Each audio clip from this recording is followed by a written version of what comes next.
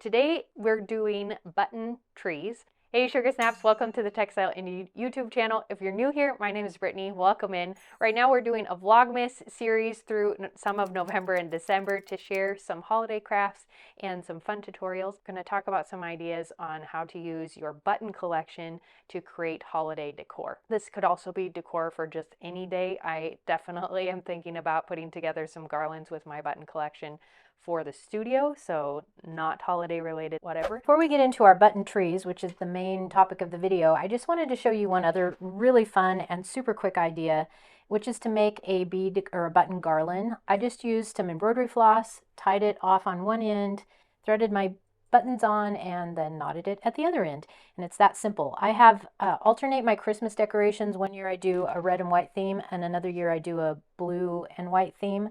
So I thought this would be fun, and I have this huge collection of these blue beads.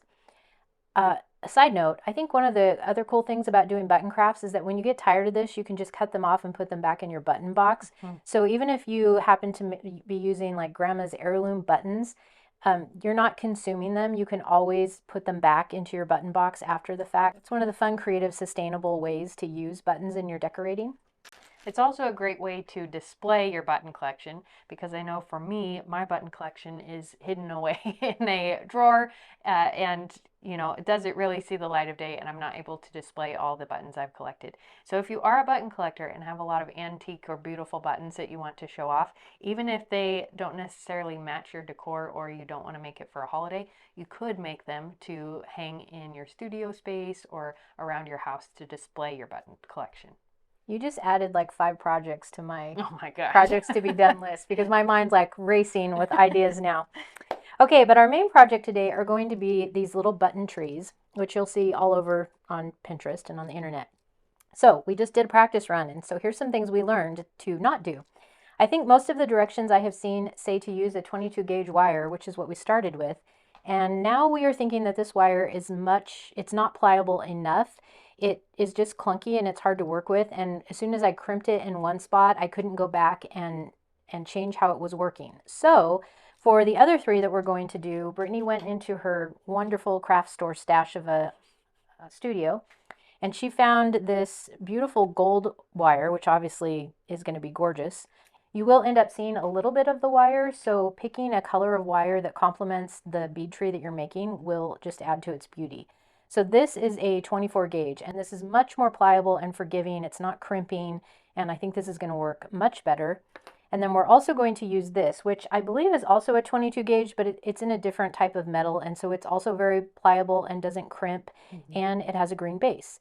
Another thing that would work great is just your standard florist green wire that you can pick up on the paddles at the craft store. A lot of people will just have some of that lying around. So that would be another option, and that dark green for Christmas decor would blend in really nicely with your buttons. So we're going to cut off about 10 inches or so. Should be plenty. You don't want to waste wire. So once you get your length of wire, I think, yep, that'll be plenty. You're going to fold it in half. Better to cut your wire a little too long than a little too short, because you'll have to start over, and that is frustrating. So as you can see, we've stacked our buttons in order of size, and we're going to start with the trunk or the base buttons, which I've chosen some brownish ones. You just want a big enough stack that it will kind of look like a trunk. So on this one, these are thick buttons. I picked 2. These are finer, thinner buttons, and I chose 3. And you're going to put the wire on. So we'll just continue to put these buttons on in the same manner. It's pretty simple. This would be a great craft to do with kids.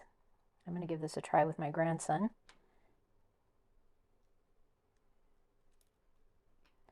And you'll just continue to thread them on. 2 hole buttons, it's obvious. You're going to put 1 wire in each hole. When you come to your 4 hole buttons, it's really the same thing. You're just going to pick 2 of the holes side by side. Okay, Brittany happened to have these little tiny hearts in her stash, so we're going to use these. You could search out and find stars, or the idea is that this is the tree topper. So this tiny little bead. Now I'm going to wrap, this is where the fine wire comes in, 1 time just to hold everything together. So you're just putting it on 1 strand?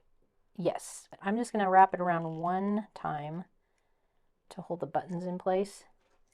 And then I think I'll use my finger And the idea is I'm making a loop, so my Christmas tree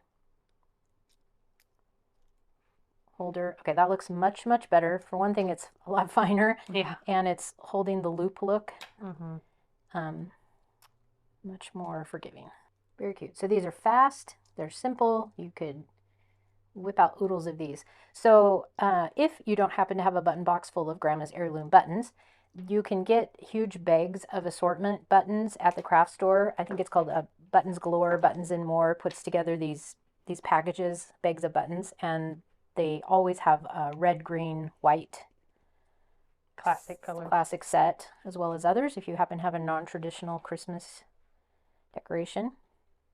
Another thing you can do with buttons and wire that I don't think we have to demonstrate is make wreaths. Just create a circle and then tie a bow at the top of the wreath. That would be another fun way to yeah, that's a good idea. Make button ornaments.